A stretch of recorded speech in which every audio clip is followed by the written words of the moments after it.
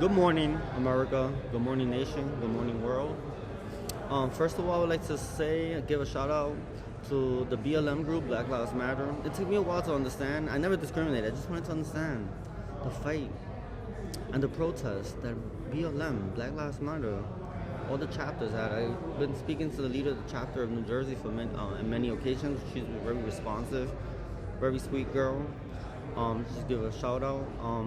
Second, thanks for Timothy Goodman and President Donald J. Trump for opening my eyes with and more understanding of BLM when they allowed them to write BLM in front of the Trump Towers.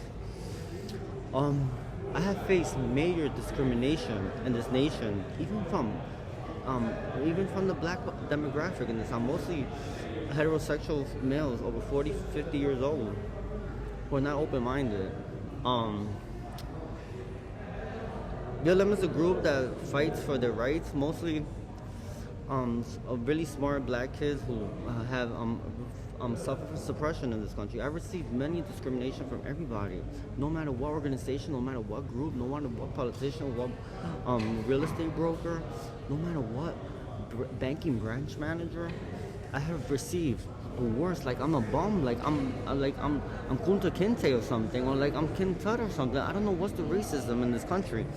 This is a topic. I look like a crazy gray hair. It's just a thing though.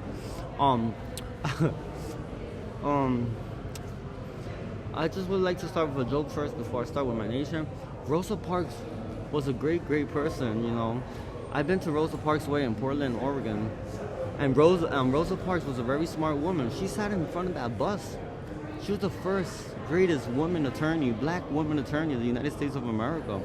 She gave her a token for the bus, and she gave the man a note, the bus driver. And she said, "You accept this bus token?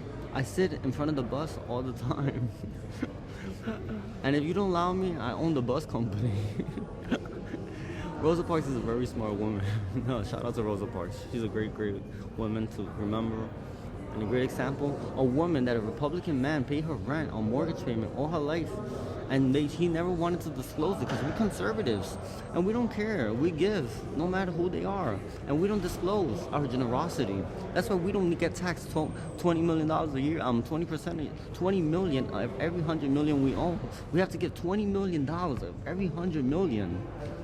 Because Joe Biden said that we have to tax the the rich, and give to the poor. That's not how we have employees. We have to support our employees, match their 401ks. We have to match the insurance policy, the medical insurance.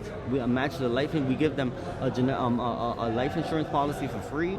At least $10,000, $20,000, they have the option to up it, and tie it up. We give them a salary, we give them PTO, we give them vacation pay. Talking about PTO and vacation pay, Joe Biden has already 46 weeks of vacation as President of the United States of America. That's an automatic termination of employment at any corporate American job or career or any little business or any office job. 46 weeks in less than 4 years. The average PTO is from 2 weeks with holiday sick pay and vacation pay to 6 weeks. And he hasn't been president for 30 years to qualify for the 6 weeks of vacation pay. So he is disqualified from being president of the United States of America through PTO and holiday and vacation pay and personal days. Because he took too many already. And that's the most important, highest position of the United States of America. The president of the United States works day and night because the people here struggle every day. And they don't sleep at night because they don't know the next day how they're going to feed their families, the next month how to pay their mortgage and rent payments. They don't know if their car is going to get foreclosed because they're hiding the car in the garage or in some other location. And him, 46 weeks of vacation, and he does not and sleeps at night, and we don't sleep at night. My job and Donald J. Trump's job, we don't sleep at all. We up 24/7, 10 days a week, 60 days a month, until our American people could sleep and rest peacefully at night with no problems. All right, so I never mentioned this to my family, the royal family, or any of my family. I had a little problem with the United Nations of discrimination. So this is a message to the President of the United Nations and my family. About 2 months ago, I contacted via email the Human Resources Department Hold on one second. The Human Resources Department at the United Nations. I introduced myself, gave them a synopsis of my background, including my royal status, my connections and networking of many members who have worked and work in the United Nations, from kitchen staff unto world leaders, including many former patients of mine and a former practice.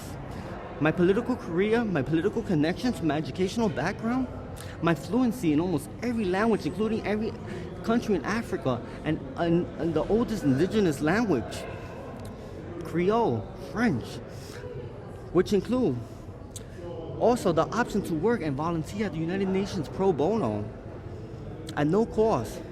A couple of minutes after I sent that email, I received an email notifying me that the Human Resources server and Human Resources Department manager and hiring person blocked me from contacting the Human Resources Department at the United Nations permanently, from sending them any correspondence. Thank you. Have a great day. I'll come back later.